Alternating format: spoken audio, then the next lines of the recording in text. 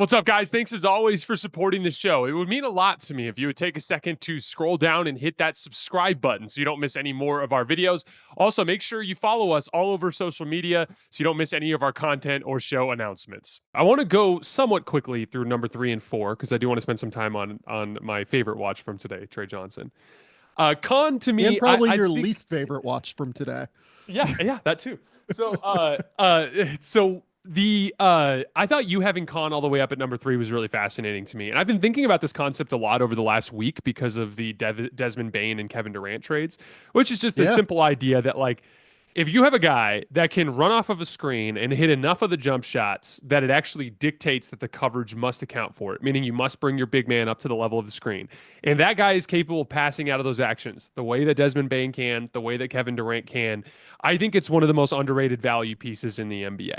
Like Kevin Durant was one of the best jump shooters was the best jump shooter in basketball last year, according to Synergy. So like, I think that is still such a valuable skill. And I'm not saying I would have Kon at 3, but I do love this idea of having a guy that can legitimately be a threat to both shoot and pass coming off of screening actions is a huge bit of value, while also being in the context of what we talked about earlier, while having positional size and being a competitive dude that plays really hard defense. So explain to everybody why you have Kon at all the way up at number 3.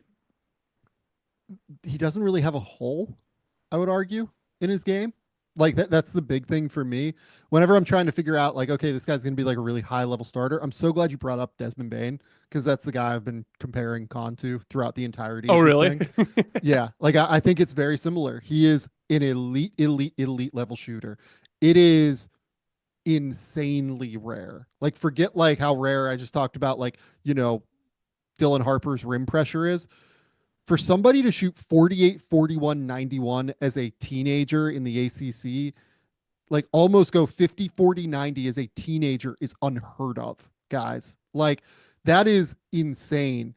Kon is one of those guys who is capable of morphing his game to what is required, I think is the easiest way to say it. Did you watch any of the ACC tournament this year in the tape that you watched of Kon? I went back quite a ways. I'm pretty sure I watched 2 or 3 of his ACC tournament games. Yeah. So because he stepped up a lot when Cooper was out. Exactly right. So the ACC tournament games are the ones where Cooper was out. And he was the one that was running the show. And he averaged like over 20 points per game on the ACC tournament MVP. Clearly showed that his game can scale up. And the reality was this year, it was just like, no, like I need to be the number 2 guy with Cooper. I need to be the secondary ball handler who can dribble, pass, shoot, make plays off of ball screens, knock down shots at a high level. And then defensively, like he's always in the right position. It's funny, like people will bring up, oh, like how Kon Kneuppel, like he's never going to be able to defend at the NBA level. Like he's never going to be able to do this, never going to be able to do that. Look at how he moves, like all these things. And I'm just like, guys, this guy was a better defender than Ace Bailey this year in college. I'm not going to sit here and tell you that Ace Bailey doesn't have more defensive potential than Kon Kneuppel. He absolutely does. There is so much of a greater ceiling where if Ace was to really commit on defense and was to like lock in and be engaged all the time on defense, of course he would be better than Kon on defense. I'm just telling you what the tape says in college, that Kon was a better defender than Ace Bailey was this year. And that's because he's always engaged. He always makes the right rotations. He's bumping cutters. He's tagging rollers. He's helping the helper. Like he's always available to his teammates. He always makes the right rotations. Then on the ball, physical strength gets really underrated. It just does. He is a super strong dude. He is 215, 220 pounds already. It's hard to go through his chest. If he beats you to the spot, you aren't going through him. He has a low center of gravity and he is very physical. It is very similar to what you see with Desmond Bane. Desmond Bane's a little bit quicker than what Kon is, I think. But he's not as tall. But he's not as tall. And, Bane is a tank, obviously.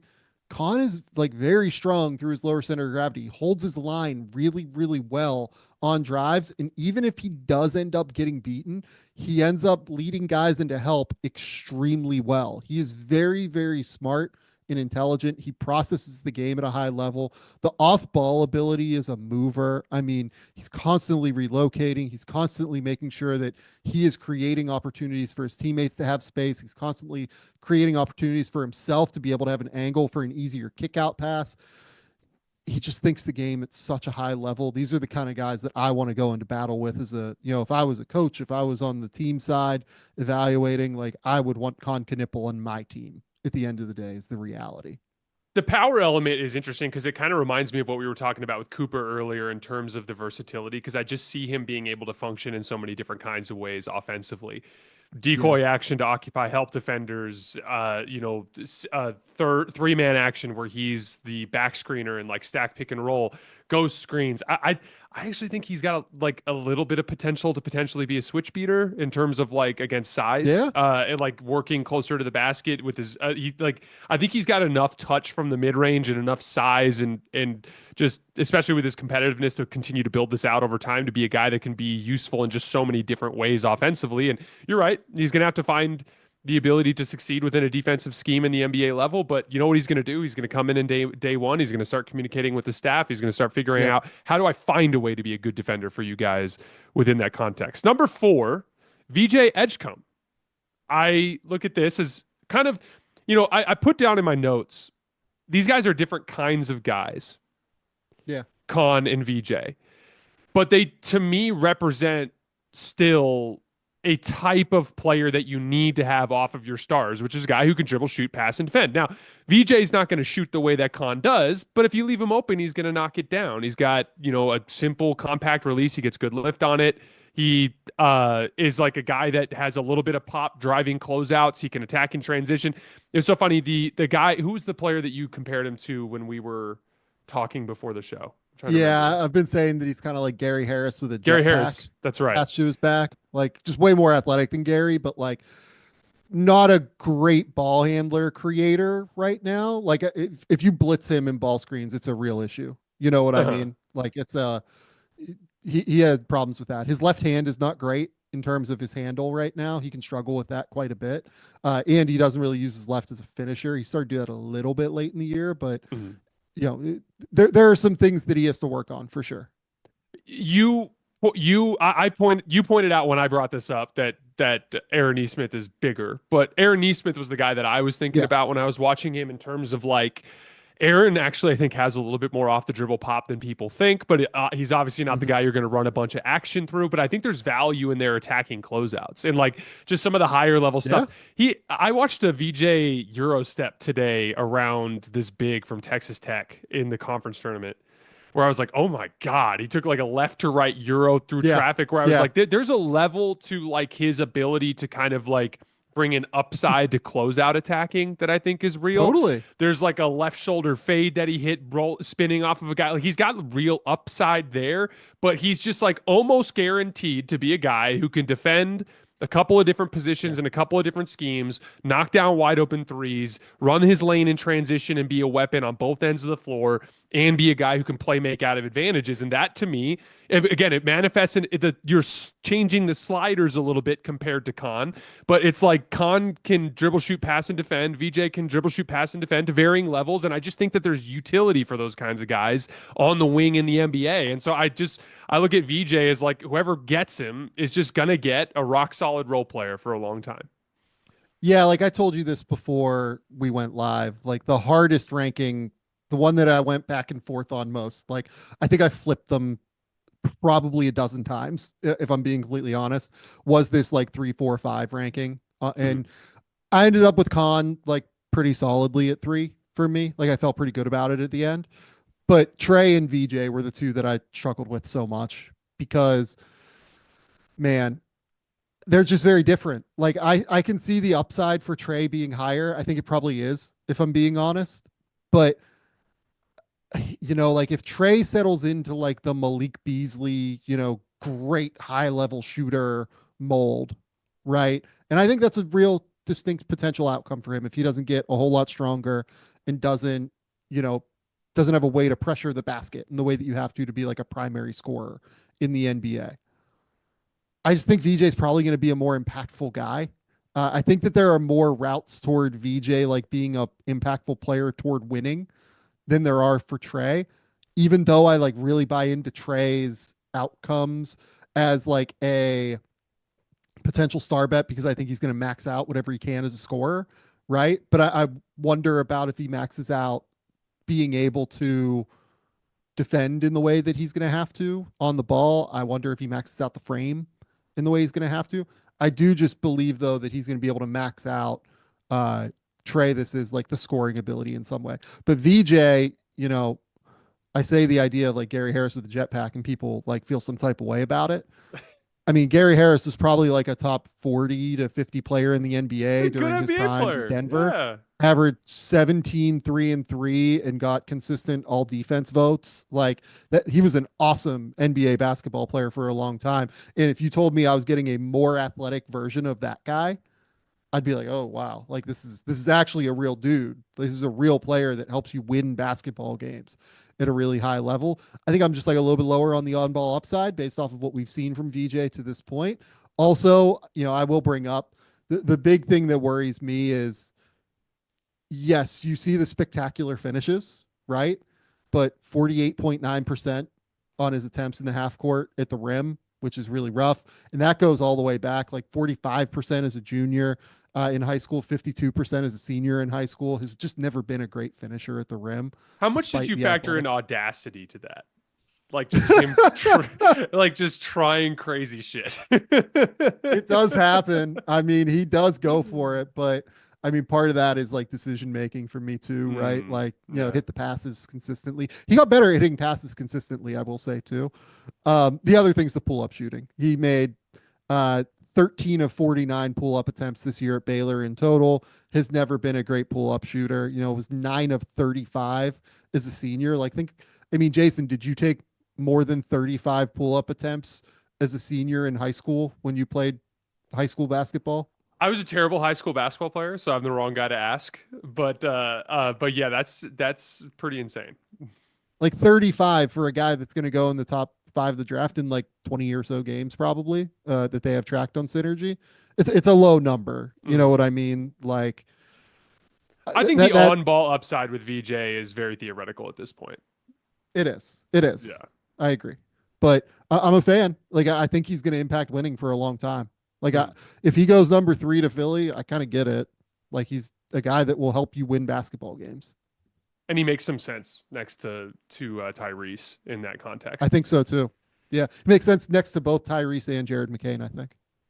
So what made me so excited about Trey Johnson was I see this guy that has so much natural scoring ability in terms of like kind of it's like I always look at scoring separate from like any individual offensive skill. The big picture concept of scoring to me is a combination of like confidence, you've got to believe in what you're doing. Creativity, there's a good amount of like you need to be like willing to not be so robotic and rigid if you're going to be a scorer. And then the third piece of it is obviously the work behind the scenes on the shot making.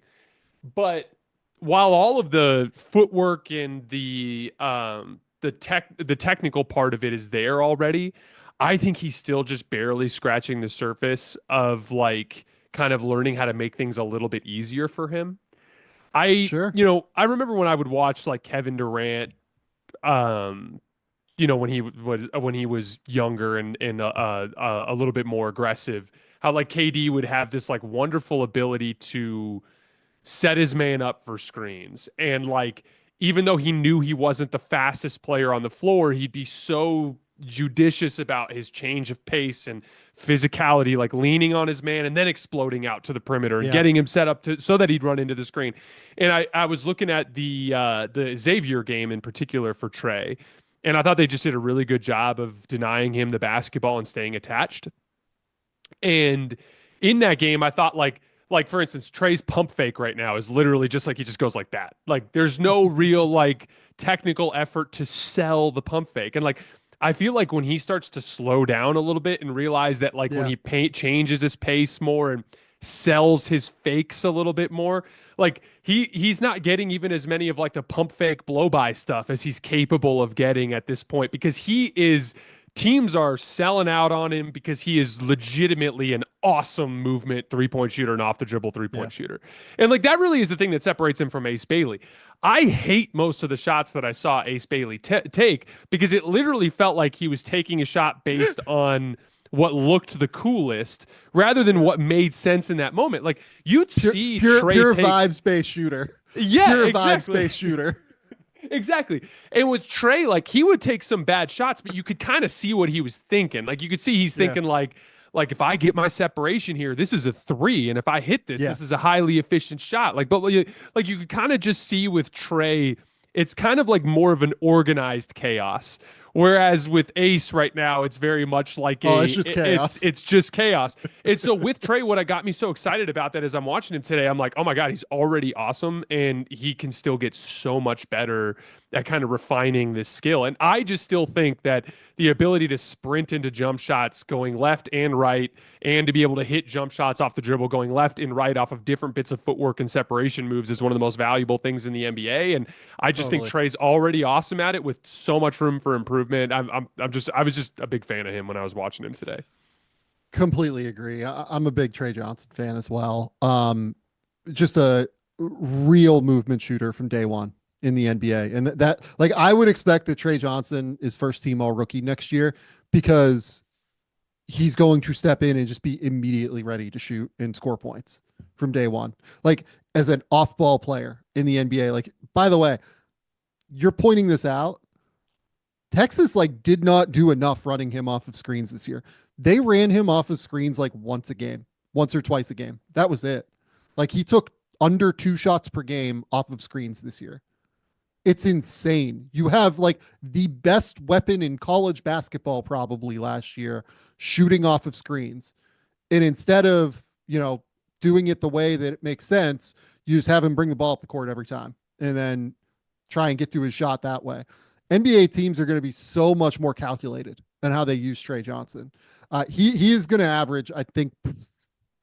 I mean, I don't know how aggressive I want to get here. He's definitely averaging double figures in the NBA next year.